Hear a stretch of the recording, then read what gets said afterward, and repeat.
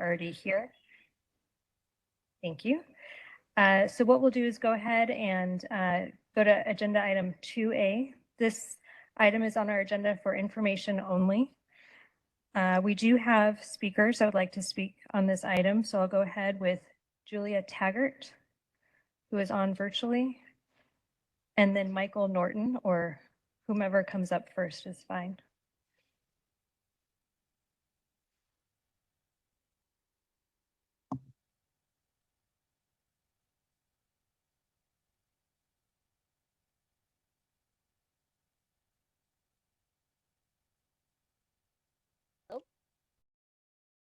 Hi, Julia. Okay, yes, You are on. We've got 2 minutes. You're on for agenda item 2A, the Parks Master Plan update. Go ahead, thanks. Thank you. So I want to talk about the Parks Master Plan update. I like that you guys have the survey and then also the map where people can input the address and find different locations of parks to input their thoughts. The one thing I did notice is the North Mountain Visitor Center. You can't put in North Mountain Visitor Center. You have to put in the exact address, 12950 North 7th Street, Phoenix, Arizona, 85022. So I don't know if that can be changed, because if I'm correct, that is owned by the city, operated by a nonprofit. And again, in the Parks Master Plan, I know a lot of the things are mostly supposed to be about the parks, but I would love to see, the comments about the North Mountain Visitor Center be taken into consideration, as many people have requested the exhibits be fixed up, or there to be a hawk on that street, to kind of fix up the signage and the preserves, things like that. And then is there a way to have where people who don't use technology can still give you guys their thoughts on the Parks Master Plan update? I know some Amish members and Mennonites who do not use technology, but that want to give their input into, what they want to see in the parks and the preserves to be changed. And many local residents in Sunny Soap are older. They don't use computers. So is there like an address that they can send a letter to? So thank you for letting me speak. And how long is the Parks Master Plan survey going to be up for people to continue to do before it closes and you guys take those inputs and kind of decide what the 10-year plan is going to be? Thank you for letting me speak. I appreciate it. Great, thank you. Those are great questions. I'll turn it over to our Deputy Director to answer those. Yeah. Good evening, Madam Chair, members of the Parks Board. Those are great questions by Julia. Thank you. First question was about North Mountains Visitor Center. So that is in the preserve. So our Parks Master Plan is just concentrating on the urban parks. I know we have our North Mountain Visitors, North Mountain Park Master Plan that we're going through right now. So a lot of those things will be addressed. The other question I think I heard was, is there opportunities for folks that do not do it electronically? We are going to have a series of town meetings from now until the fall, and then we'll have some stakeholder meetings as well, so folks will have an opportunity to give feedback then. Great, thank you so much. Next speaker is Michael Norton. Michael, once you are online, you have 2 minutes. You muted myself. Can you hear me? We can, thank you so much. Go ahead. Thank you very much for the opportunity to speak. I'm not used to being up this quickly in the agenda, so I haven't really organized my thoughts, but I've been involved with this project now for about 2.5 years. And one of the things we discovered very early on, when I say this project, I speak on behalf of members of the Rogers Ranch community in the Levine area, South Phoenix, District 7.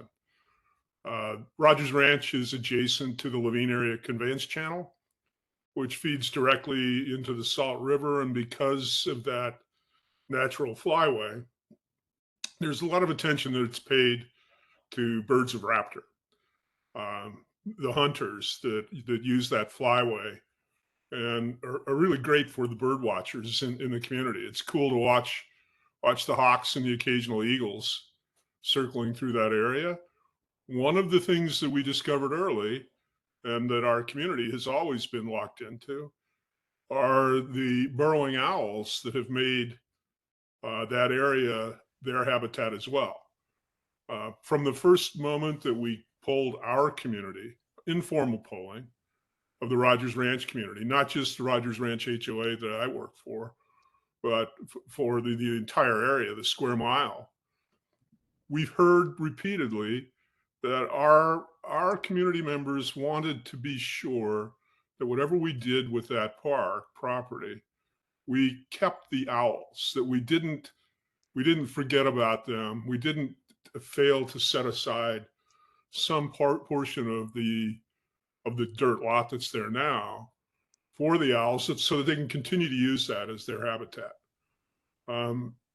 We're looking forward to the regional meetings. We are we're a working class community. It's difficult for a lot of us to come to those meetings for a lot of different reasons. But we will circulate a petition in our neighborhood, and we will bring it to Thank you, Michael. whatever meeting. Thank you so much for your comments. We appreciate you attending.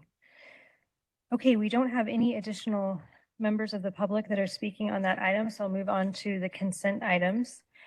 These have been provided to the board in advance. They're not intended for formal presentation. I do not have any members of the public that have asked to speak on these items.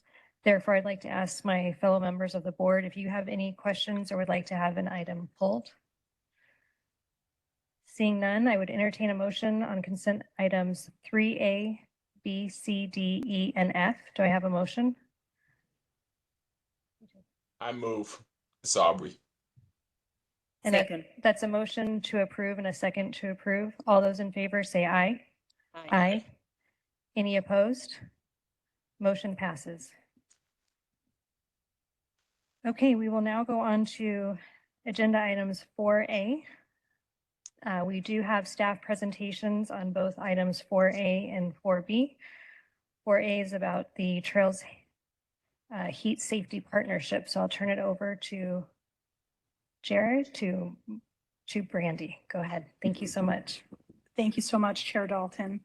Members of the board, I'm pleased to have the opportunity to introduce the first presentation item this evening, which features an innovative and cost-effective partnership between the Parks and Recreation Department, the Office of Heat Response and Mitigation, the Phoenix Fire Department, and the Community Emergency Response Team, which is also known as CERT. This partnership is to install ice machines at 2 of our busiest trailheads. This evening, Deputy Parks and Recreation Director Jared Rogers and Deputy Fire Chief Maki Lloyd are here to present on this partnership. We are also joined in the audience by Deputy Fire Chief Tim Jones, as well as Office of Heat Response and Mitigation Project Manager Michelle Litwin. And with that, I'll turn the presentation over to Jared. Thank you, Brandy, and thank you, Chairperson Dalton and members of the board for the opportunity to talk about this partnership that's been really rewarding and exciting to be a small part of. As temperatures get hot through summer months, parks, sorry, make sure the clicker's ready to go. Parks, the Office of Heat Response, park stewards, and volunteers from CERT have all teamed up to provide heat relief efforts, outreach efforts, and heat safety education to hikers at some of our popular trailheads. CERT programs help train people to be better prepared to respond to emergency situations, and their volunteer efforts have really been beneficial as we've had these outreach efforts on weekends at popular trailheads. In the fall of 2024, Parks and the Office of Heat and the Fire Department held discussions about how to provide a steady, reliable source of ice for those heat relief outreach efforts, and also to assist in rescue efforts related to people being on trail and having heat-related injuries. Parks worked with the Fire Department technical rescue teams to identify the best locations, the most impactful sites for ice machines to be installed. The Office of Heat provided funding, which we're grateful for the installation of ice machines at both Piestewa and Echo Canyon trailheads. The Parks Department modified those sites to make sure that we had electricity to the units, and both the Piestewa Peak and Echo Canyon trailheads are now equipped with those machines to provide a reliable source of ice. They were first available June 6th, so just a few weeks ago. We're currently assessing additional sites to install ice machines, including at South Mountain Park and other popular trailheads. The cost of the ice machines is extremely low in relation to their potential to make a big impact during our Take a Hike, Do It Right outreach efforts in providing chilled water. The initial cost of stocking the machines for the first months was just over $400. The value of a steady source of ice is further demonstrated when we consider the treatment of hikers with seriously dangerous heat-related injuries. In the near future, signage will be added to educate the public as to the ice's purpose relative to rescues. I'll now hand off to Chief Deputy Maki Lloyd, who will discuss how the ice is used to help treat patients. Thank you. Thank you, Chair Dalton and members of the board. I'd just kind of like to give a quick history of our ice and cold water immersion protocols and how this is going to help us treat members of the community on the trails. We implemented through the fire department in 2024 in a partnership with our local hospitals in response to the extreme temperatures of 2023, this ice and cold water immersion treatment. These guidelines are for patients that we find with temperatures greater than 104 degrees Fahrenheit and an altered level of consciousness. And we use what you see in the picture here is a rapid cooling bag with approximately 50 pounds of ice. The way we treat the patient is we layer some ice underneath them, put the patient in the bag, and then put ice over the top of them. This creates a water and ice slurry, which rapidly and effectively cools their body temperature. Our data from last summer has showed that this direct rapid cooling has a significant impact on the survivability without any long-term effects for our heat stroke patients. In 2023, heat stroke typically had a mortality rate of between 60 to 70%. We found in 2024 with our partnerships, the patients had a survivability rate of over 80%, and most of those surviving with no neurological deficits and leaving the hospital with everything intact. It also decreases the length of stay in the hospital and then the level of care that is required while they're in the hospital, so less patients in the ICU or long-term care units. The effects of the heat stroke are exponential over time, so having this treatment early with the rapid cooling in the pre-hospital setting is very effective in stopping and reversing those effects of heat stroke. Having the freezers at the trailheads allows our members to take the ice up the mountain to patients and begin the treatment as soon as possible. It'll also allow us to treat any firefighters if they begin experiencing any heat-related issues after a rescue. We removed the patient from Camelback earlier this month that was suffering from heat stroke. When our crews had hands on the patient on the mountain, it took approximately 40 minutes to remove that patient down into the parking lot. Our crews were able to take ice up and begin that rapid cooling treatment immediately. The patient's temperature on arrival in the parking lot was 104.4 degrees Fahrenheit. I'm sure it was much, much higher on the mountain, and then another 20-minute transport to the hospital. This patient was discharged 6 days later, neurologically intact with no deficits, and was able to return to her home in Canada. This immediate cooling had a huge impact and saved this person's life. Thank you, Deputy Chief Lloyd. It's really rewarding to get to be involved in something that happened that quickly and made an impact so quickly and was demonstrated the effectiveness of this treatment. So we're really grateful to have you here to be able to speak about it, Chief Lloyd. And I also did want to mention in passing or just in reference, the ice is not intended for the use of the general public at this point. There's locks on it. We are working on some signage that'll help further tell that story so that people wouldn't be confused why there's an ice machine they can't access. We do have chilled drinking water at these locations as well, but the ice machine is obviously for those outreach efforts and for these rescue efforts. So we're really grateful for the Office of Heat Response and their involvement in this and funding this ongoingly. We're grateful for the opportunity to look at other locations to add it, and grateful as always for the volunteers that help in the messaging for these heat relief outreach efforts, and our partners in fire who facilitate these rescues so well and professionally. Thank you. Great. Thank you both for the presentation. I think this is a wonderful example of all the discussions and the meetings that we had and the cross-departmental collaboration. The public asked us to be more creative with some of the solutions. I know this was going on, I think, before that some of those discussions took place, but really appreciate your effort to jump in and to take on some of these new initiatives. I think you spoke a little bit to looking to expand this. Could you talk a little bit about how the sites have been selected so far and what criteria you would be using moving forward in terms of identifying future sites? For sure, Chairperson Dalton and members of the board. Yeah, so we've worked with, again, the technical rescue team and fire and other staff to identify those locations that would benefit the most relative to where rescues occur. And as you know, over the spring months, we spent a lot of time looking at that data. So that data is helpful for us to pinpoint where the most rescues happen and where the most hikers are. Also, obviously, when you have an ice machine, you've got to have power. So one of the locations we're looking at is the Pima Canyon Trailhead at South Mountain Park. It's a solar powered site. So we're looking at ways to either up the capacity of the solar power or to potentially bring in dedicated, hardwired power. So we'll continue to look at that based on where the trailheads are most busy, where rescues occur, and try to distribute them so that they'll be in ready location for the fire department to access as needed. Thank you. And just a quick question about the incident that occurred on January 9th. Did you say what temperature that was? What degree? Because it wasn't a heat excessive day, was it? Thank you, Chair Dalton and members of the board. No, I don't believe it was an excessive heat warning day. It was a normal day for the hiking. I can't tell you what the high temperature was that day, but they had been out pretty much since about 5 o'clock in the morning, and the rescue occurred early in the afternoon. So Okay. they'd been outside for quite a while. Thank you so much. Do other members of the board have any questions or comments? No, we have a few online. I don't see their hands raised.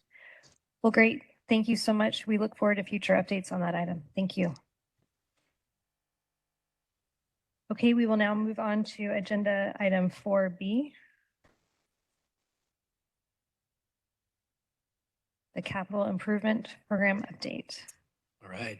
Madam Chair and members of the Parks Board, we are happy to provide a mid-year update on several projects in our capital improvement program. Joining me at the table this evening is our Parks Development Deputy Director, Todd Shackelford. Oh, just gotta get to the, there we go. As a reminder, the board approved our 5-year capital improvement program during the February board meeting. The Parks and Recreation Department's capital projects are paid through 3 different funding sources: the Phoenix Parks Preserve Initiative, impact fees, and we are very excited to be part of the city's general obligation bond program. The 2025 through 2030 CIP focuses on constructing new park facilities, redeveloping existing amenities, and addressing critical upgrades to aging infrastructure. Planned improvements include new community parks, shade structures, ADA enhancements, irrigation system upgrades, adding LED lighting, parking lot repairs, installing chilled drinking fountains, and renovating restrooms and playgrounds. The department last provided an update to the board in September of 2024, and since that update, the department has continued to make progress on a wide variety of CIP projects. These include projects in various stages of planning, design, and construction, as well as recently completed improvements. The following section highlights some of the key projects funded through the CIP, including those supported by the American Rescue Plan Act and GO Bond funding. To support the prioritization process, the department uses a 3-tiered rating system to evaluate the lifespan of park amenities. Amenities are classified as new, at midlife, or in need of replacement. These ratings are reviewed and updated annually to guide project planning and resource allocation. CIP projects are prioritized within a 5-year planning window based primarily on park needs and priority criteria. When a need is identified, staff take a holistic approach to determine whether additional improvements can be completed at the same time. This method improves cost effectiveness, increases operational efficiency, reduces redundant work, and minimizes impacts to the community. Now I'll turn the presentation over to Todd.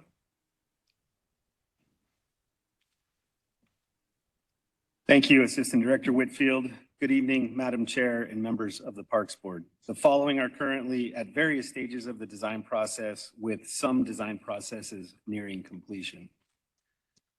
The Lone Mountain Park project is a new 40-acre development that will feature play areas, sport fields, courts, ramadas, walking paths, parking, restrooms, and LED lighting. These amenities are designed to support community use and recreation. The design is nearly complete, with construction expected to begin fall of 2025. North Mountain Park improvements include new restrooms, a centralized playground, 3 parking lots, remodeled ramadas, and revegetation. The project also includes infrastructure upgrades to sewer, electrical, and water lines, along with enhanced trail connections and designated pedestrian zones. This project is in the early stages of the design process, and design is expected to be completed spring of 2026, followed by the commencement of construction. The historic Ranger Station project will stabilize a 1930s building and have some exterior improvements. It will also include work to protect the structure from the elements. This project is currently more than halfway through the design process. The future renovations at Highline Park include court upgrades, improved lighting, a new irrigation system, and restroom improvements. Design is nearly complete with construction expected to begin this fall. Planned improvements at Santa Maria Park include a new skate plaza, Ramada improvements, a chilled drinking fountain, picnic table, and benches. Design and permitting is nearly complete with construction expected to begin this fall as well. The Sweetwater Park renovation will include parking lot upgrades, improved area lighting, renovated Ramadas, enhanced sport courts, a new playground, a new restroom, and updated landscaping and irrigation. Design is nearly complete, and again, construction expected to begin this fall. Pierce Park, or renovations at Pierce Park include 6 new lighted pickleball courts, upgraded lighting for the tennis court, and resurfacing of the basketball, volleyball, and tennis courts. This project also includes new ADA access to the renovated sport courts. Design is nearly complete and construction expected this fall.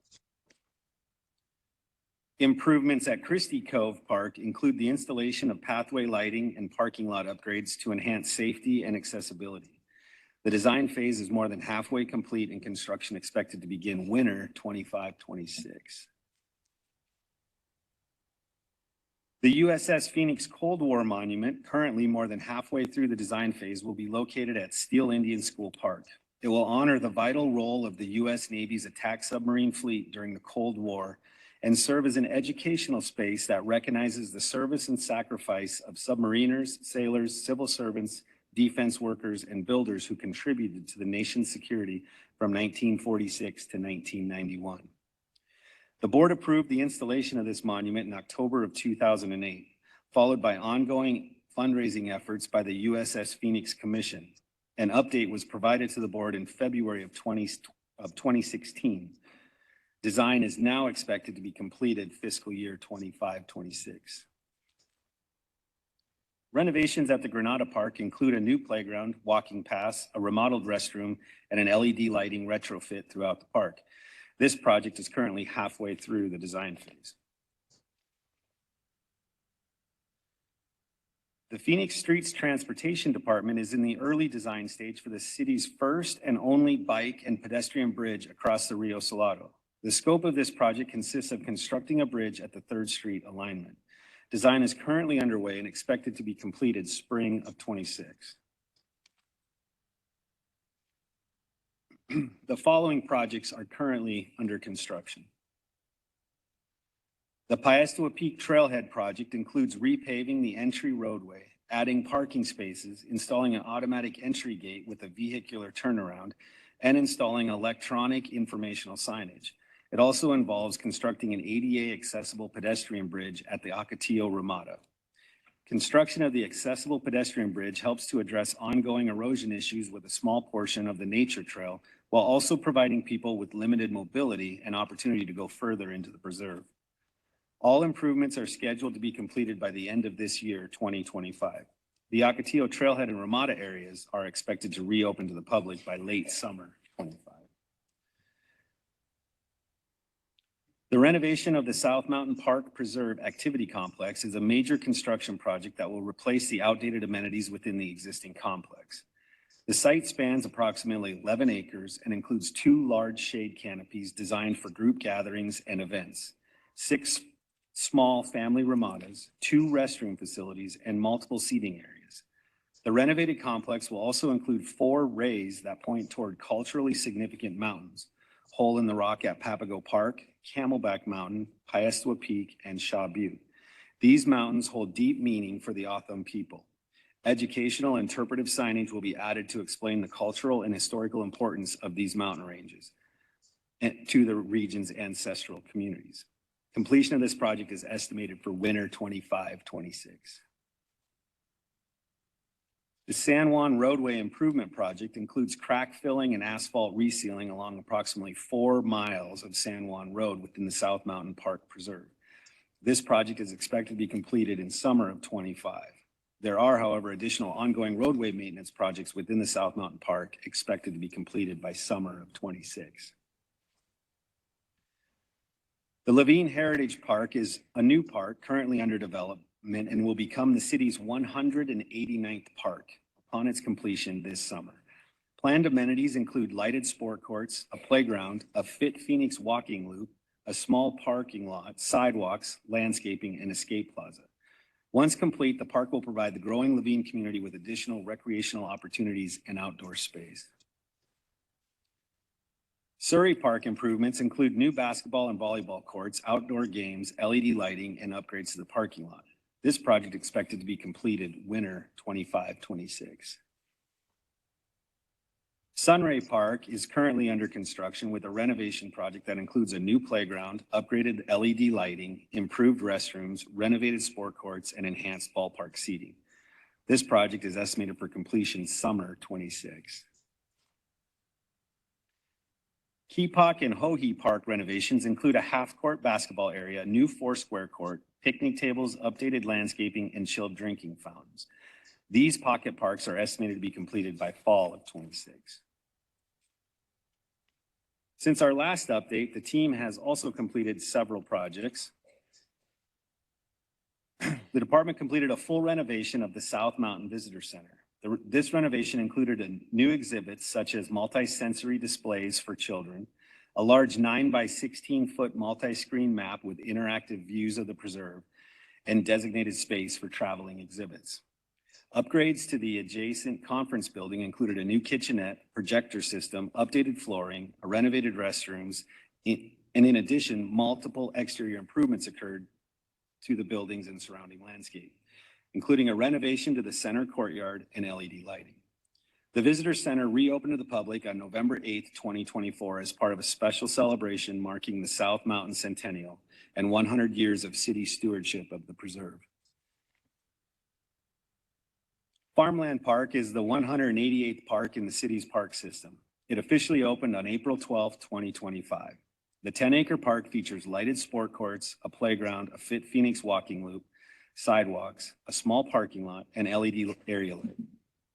Additional enhancements include landscaping and irrigation throughout the park. Farmland expands access to outdoor recreation for the surrounding community. La Pradera Park was recently renovated with new tennis, basketball, and volleyball courts, ball field enhancements, parking lot repairs, and ADA improvements. To celebrate the completed project, a back-to-school ribbon cutting event is being planned for September 6th, 2025. At this point, I'll turn the presentation back over to Assistant Director Whitfield. All right, thank you, Todd. A major highlight of the capital improvement program is the completion of all of our American Rescue Plan funded projects.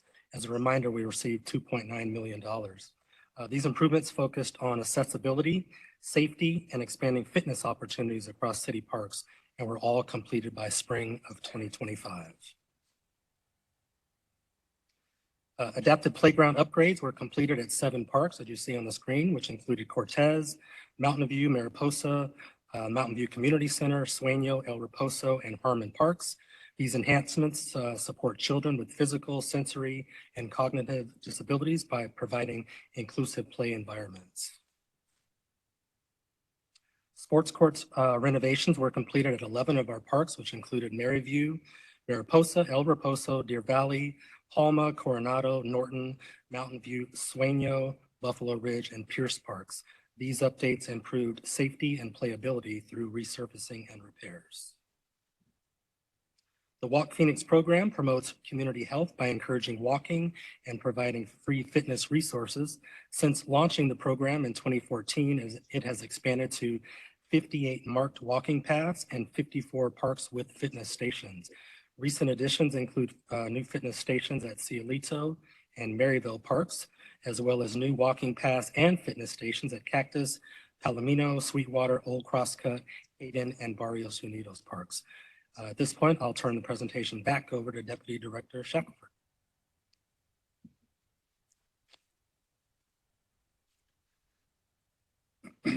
Our team is also excited about many upcoming projects that are in the early stages of planning.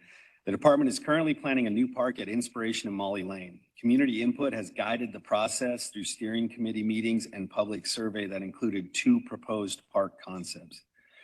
Outreach efforts included student voting, newsletters, mailed postcards, and on-site signage.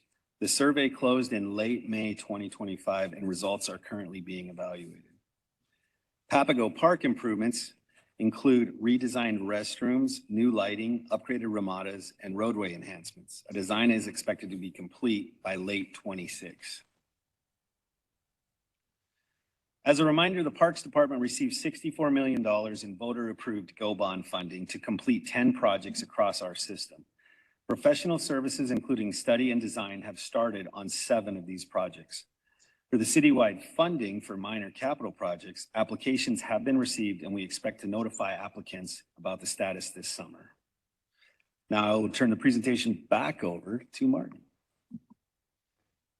I would like to publicly recognize Todd and his Parks Development team that is small but mighty. The team includes property managers Nathan Barnwell and Nick Hartman.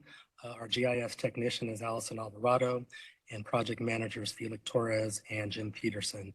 At any given point, this team is managing over 100 projects across our system. So, Madam Chair and members of the Parks Board, that concludes our presentation, and we'll be happy to answer questions. I love these meetings because we get to see all of this funding come to life in these great projects around the city. And you and your team and the entire department do such a great job in implementing them and executing them. So thank you so much. I do have one question in terms of how we keep members of the public aware of these projects. So some of them are very obvious in terms of a new park opening, but some of the improvements may not, although they're very substantive, they may not be as apparent. Do we have communication with the neighborhood leaders? Are we doing things on social media just to keep folks aware of these projects as they are being developed? Madam Chair and members of the Parks Board, yes, we do. Obviously, we have our 4 geographical divisions that have a lot of projects in them, so they work with our neighborhood groups to update them on projects. We are developing a process internally that we can put on our website to further let the community know about our projects, in addition to the updates that we give the board. Yeah, it just seems like there's so much great stuff that's happening, and I want to make sure that members of the public know the great work that's being done and how their taxpayer dollars are being used. So thank you. We do have several members of the public that are here to speak. Do you have any questions from members of the board? No, thank you very much for everything that you do every single day, and the plans are beautiful. So looking forward to what's next. I know we have a member of the board online. Board member Barnwell, do you have any questions or comments before I go to the public? Just that I was at the South Mountain Visitor Center this past week, and it really is amazing. Thank you for all the work that you're doing. It is really inspirational and encouraging. Thank you so much. And I do want to note that we were given materials on the USS Phoenix monument, and hopefully we'll hear from that individual shortly, but board member Barnwell will make sure you get a copy. It's a nicely done book, and really appreciate receiving it. So with that, I'll go to members of the public. First, we've got Jerry Van Gass, followed by Jess Dobbs, and then Pete Lumineski.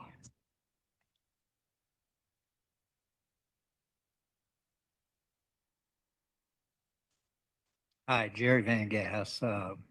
Should have one of my ubiquitous handouts up there. I'd like to start with a little story. Back in 2016, a couple months before all the renovation work started, a $23 million project at Piastawa Peak. Inger Erickson, the parks director at the time, and I thought it'd be wise to reach out to the Piastawa family and Lori's uncle, Ernest Martinez, who's here tonight. So we met at the Ocotillo Ramada, where they hold the annual sunrise service for Lori Piastawa and all the fallen military. And we discussed what this new project was going to look like. And with the emphasis being on the Ocotillo Ramada. And it was contoured and specifically designed for ADA, requirements, because a lot of the military veterans that show up for that sunrise service use wheelchairs, It's a large platform, incredible views looking down into the city. So lo and behold, 1 week after this year's sunrise service, they fence off the road and rip up the Piastowa Nature Trail and start construction of a footbridge in the preserve itself with no authority. We've requested the contract because it was not part of the original contract. We want to know where the contract is. Somebody authorized this, and we're going to find out. Thank you. Jess Dobbs, you have 2 minutes.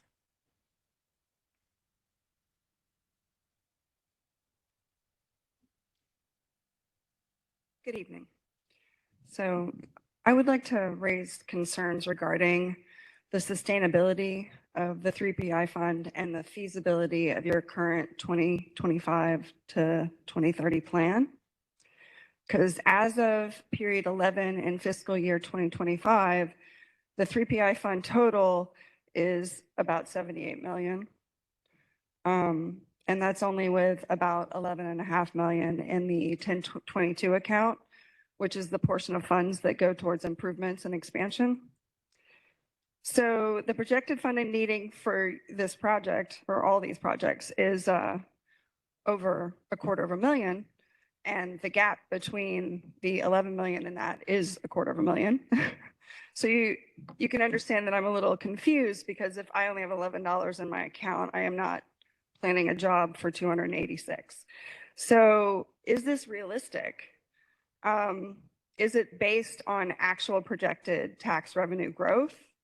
Are we planning this around just hopeful assumptions of what's going to happen?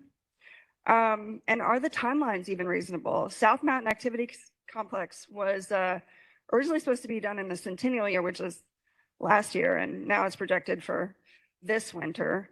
So on top of that, the budget was already increased. And then the North Mountain project was in the early planning stages in 2023, and apparently it still is today. So this prompts me to ask, is the current budget and timeline for these projects realistic? Are you actually considering rising costs for materials, labor, and logistics? And is the current contractor actually delivering on our expectations? Or maybe we should actually reevaluate that relationship as well. Mr. Luminowski? I should say Captain. I just saw your name in this book. Thank you so much. You have 2 minutes. Oh, thank you. Madam Chair and members of the Parks and Recreation Board, good afternoon. My name is Pete Lumiansky. I'm retired from the Navy with 27 years of service, mostly as a helicopter pilot. I've been a resident of Phoenix since 1989. I was an original member of the USS Phoenix Commission created by Terry Goddard in 1990, a commission whose principal purpose was to make friends with the nuclear-powered fast attack sub named after the city. The USS Phoenix was on active duty in the North Atlantic for 17 years before being decommissioned and placed in waterborne storage up in Bremerton, Washington, where it sat rusting for 18 long years. In 1995, when the imminent decommissioning of the 702 was announced, we conceived a plan to salvage the parts of the submarine and place them in a downtown city park as the centerpiece of a Cold War monument. I've been involved in this project ever since. We waited 18 years for the Navy to cut the boat up, searched 10 years for a spot to place the monument and to receive this board's approval, trucked the 65 tons of parts to Phoenix, placed them in a storage area, formed a foundation, and spent the past 15 years fundraising, planning, and designing. Our project's history can be found in the blue storybooks I left with you. 2 years ago, in May of 2023, the city of Phoenix announced plans to fund and manage the proposed USS Phoenix Cold War Monument in Steel Indian School Park. To us, a wonderful, miraculous, exciting development. Since then, we've been assisting with the project under the excellent leadership and direction of Deputy Parks Director Todd Shackelford and Project Manager Jim Peterson. We're making outstanding progress with the city's Ardura contractor and its design team as we approach the 90-degree design review. Just last week, we had engineers and welders closely examining the submarine parts and figuring out how to put them back together. In addition, the all-important monument signage and messaging process inspired by the Monuments theme, Learn, Honor, and Remember, is coming along nicely. Thank you. Thank you so much, sir. I want to add one thing, if I could. Finally, I'd like to take this opportunity to express our deep gratitude and appreciation to the city of Phoenix for taking on this park project and bringing it to fruition. In particular, many thanks to Councilwoman Laura Pastor, City Manager Jeff Barden, Deputy Manager, City Manager Inger Erickson, Parks Director Aguilar, and her very hardworking staff, including Todd and Jim, Brandy, Marty. Thank you so much, sir. Just to be. Thank you. And Thank you thanks so to the much. board for Thank you. allowing this to continue. Thank you so much, sir. And thank you for your service. Thank you for all of your work. We're so excited that this project is coming to fruition, and it's in large part because of your persistence. So thank you so much and appreciate you being here. You're welcome. Thank you.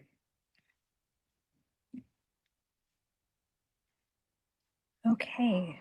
I don't believe we have any other members of the public. Oh, I'm sorry. I didn't see your name. Thank you so much. I only have you down for the call to the public. Did you sign up for item number 4B? That's okay. Okay. Thank you so much for a great presentation, and we look forward to receiving ongoing updates. Thank you so much. Okay, we are now on to agenda item 5, call to the public. Tim, you're up. You've got 2 minutes.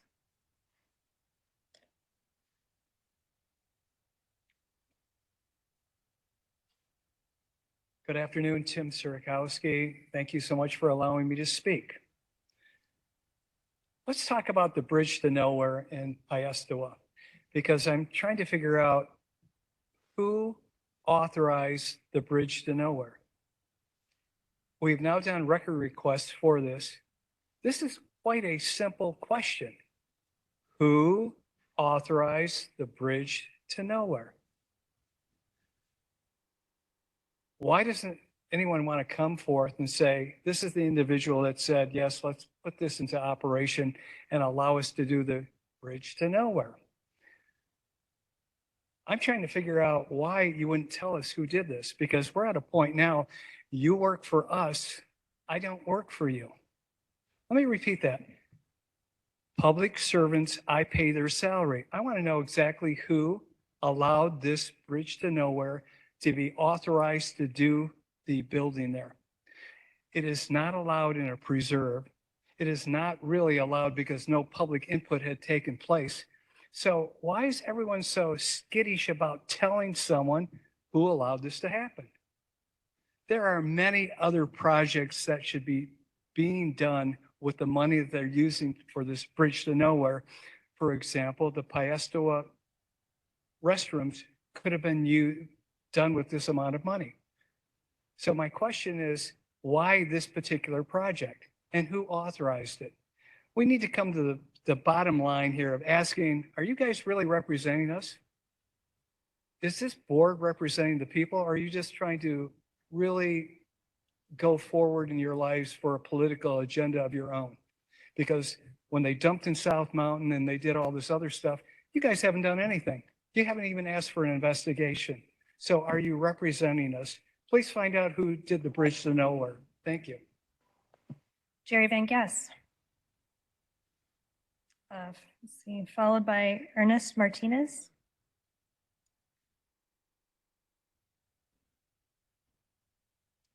Hi, Jerry again.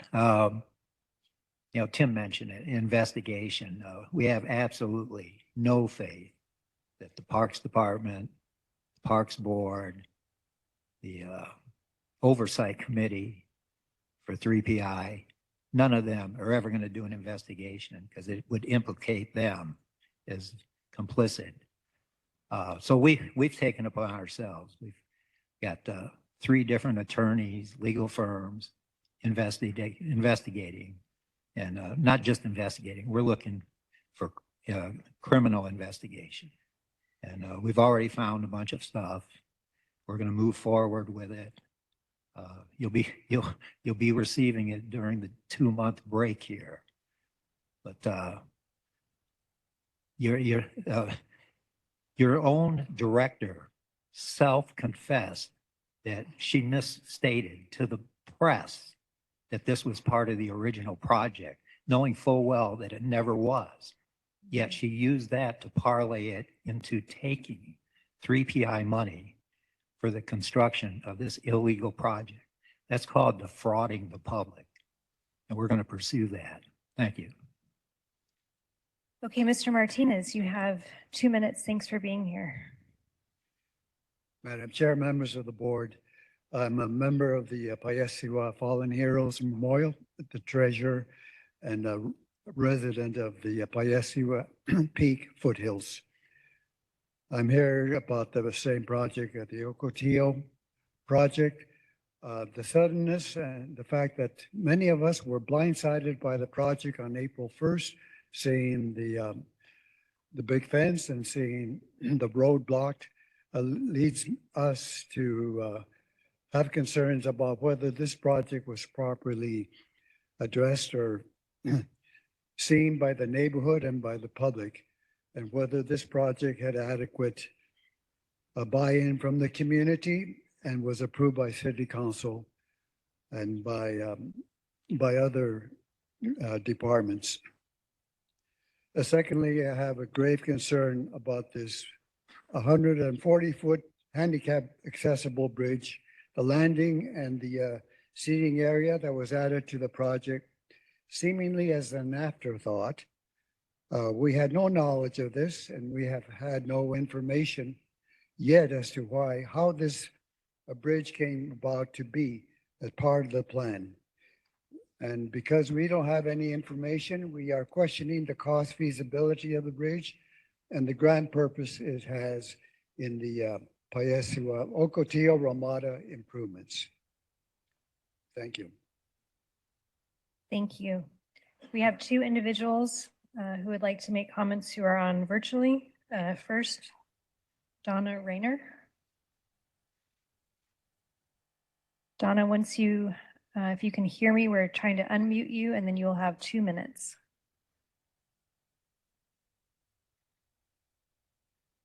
Okay, Donna, I think you are there. Can you hear us?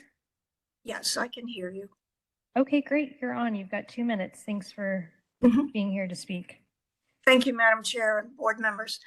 I first am not here to ask for any money and complain about anything that has been heard before.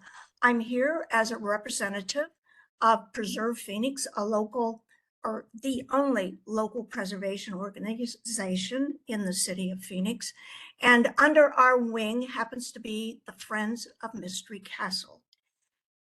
I want to give you a real quick update, and we hope to be able to give you a formal presentation in person in September. That's possible. In the last few months, we have picked up trash. We're still waiting to have the trash hauled away. We were named, the castle was named on the National Trust for Historic Preservation's 11 most endangered list. That's 11 out of the entire country. We have since then had a query and information from the Arizona Community Foundation, who is willing to help us do some planning, do some strategic planning, which we hope will eventually be able to have this very unusual facility reopen to the public and to be a event center, community place for not only South Mountain area, South Phoenix area, but also for the entire city. And thank you very much. Thank you so much for your time. Our last speaker is Julia Taggart.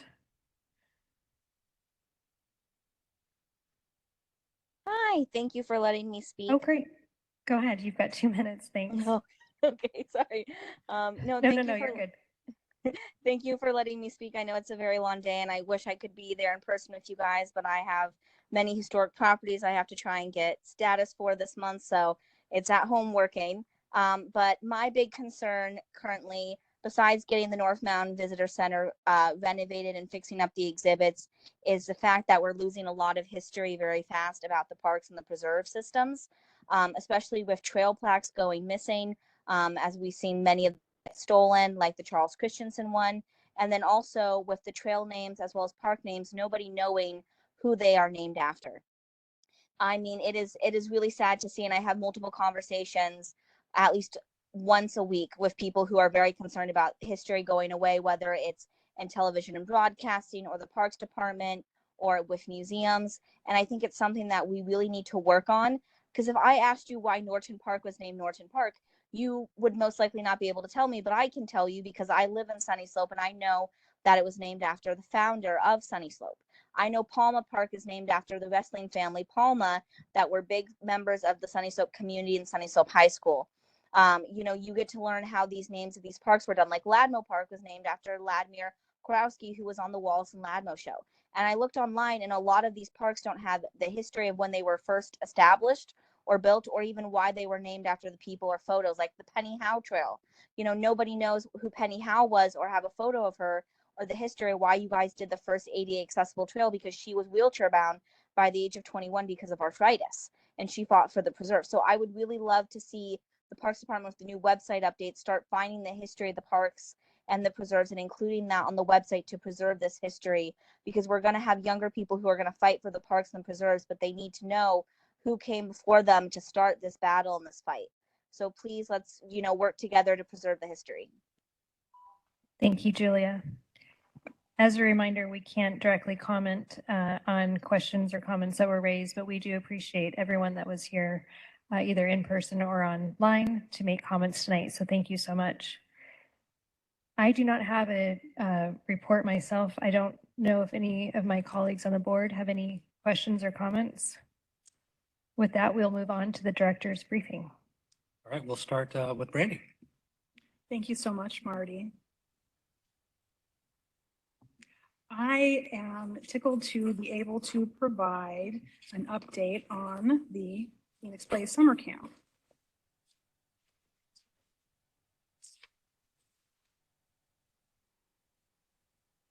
I'm sorry, I'm in the wrong spot. I got it.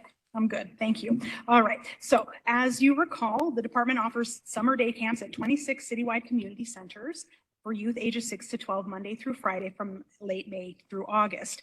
So we've had our first month. You can see some of the photos of the activities that have been going on.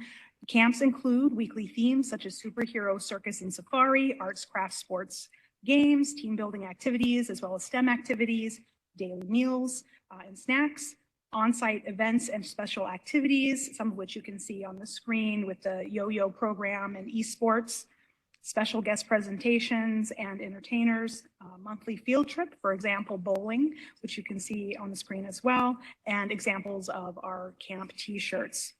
Also in partnership with ASU, our Maryvale Community Center hosted theater camp and giving young actors a chance to perform their own musical.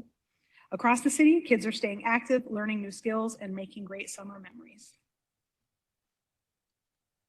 Now I'm excited to share a little bit about a few innovative programs happening in our Rio Salado habitat restoration area. Park rangers recently led a nature hike and pollinator event at our Northeast Gateway. The group toured the monarch butterfly garden and learned about the role of Palo Verde and mesquite trees in supporting the monarchs. They also practiced seed harvesting techniques, collecting milkweed and globe mallow seeds, important pollinator plants, and planted them at the Rio Salado Nursery to promote environmental conservation. Our seed harvesting initiative for flora native to Rio Salado is being led by our innovative community engagement ranger, Jose Luridian Gomez. Also this month, Rio hosted a stargazing program at the 7th Avenue Trailhead where participants used telescopes to observe Mars and the moon. Thank you to our amazing Rio Salado team led by Donald Doman and Emmett Boyd. I would like to take a moment to shine a light on our Special Operations Division. Several key maintenance and improvement projects are underway to support summer programming and events. The Percent for Arts Reach 11 painting project, which is managed by the Arts and Culture Department, is underway to refurbish shade structures at the sports complex.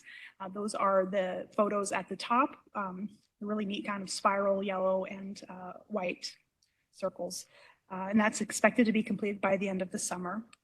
Our special operations parks building maintenance teams completed preventative work on diving boards. You'll see that on screen as well. Repaired some fencing at El Prado Pool and poured new concrete at Pierce Pool after replacing a collapsed drain line. So these are kind of our unseen, behind the scenes heroes that are keeping our facilities, our pools, our parks in good shape and safe order so that the community can enjoy them. One more example, our forestry crews pruned some palm and other trees out at Steele Indian School Park in preparation for the fabulous Phoenix 4th event to make sure we have a safe and clean event space. So they have been hard at work making sure we're ready to go. Thank you, Special Ops. And before I turn it back over to Marty, I just wanted to do oh no, you know what, I have one more. This is a really important one. I wanted to recognize Urban Park Rangers Alton Jones and Tom Kuzora for their exceptional awareness and swift response during their patrol on the evening of June 10th. They were heading to Madison Park and observed a suspicious individual near 16th Street and Highland. And upon arrival at the park, you can see they found a tree that was on fire. So they spoke with some folks who witnessed the fire be set, and one of them actually had a photo of the individual who had started the fire. Well, they quickly identified the person as the one they had seen when entering the park and were able to notify a nearby police officer who was able to promptly locate and arrest the suspect. So due to their quick thinking and vigilance, they played a key role in preventing further damage to our parks. So many, many thanks to them.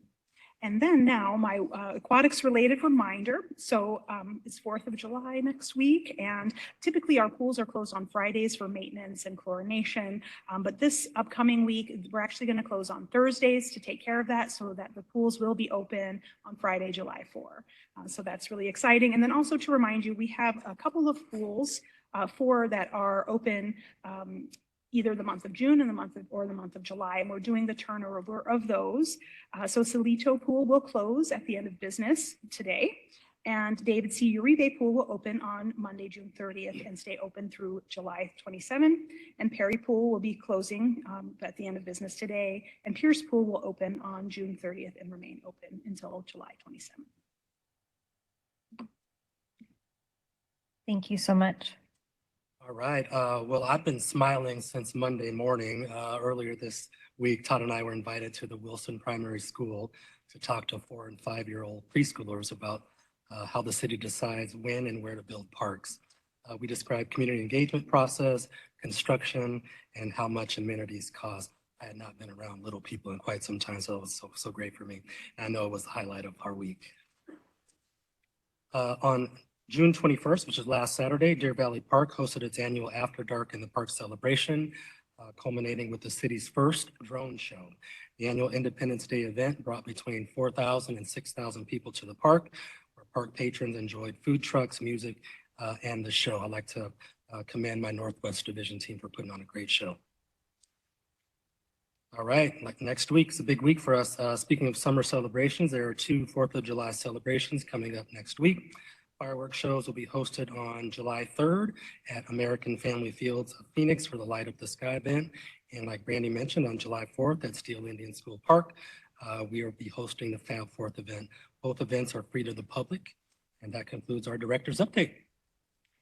Great. If you could please pass along our thanks and gratitude to the members, the teams that you spoke of, and the individuals, we would appreciate it. We will all be hoping for 70-degree weather next week. And with that, I'll conclude the meeting. Thank you so much.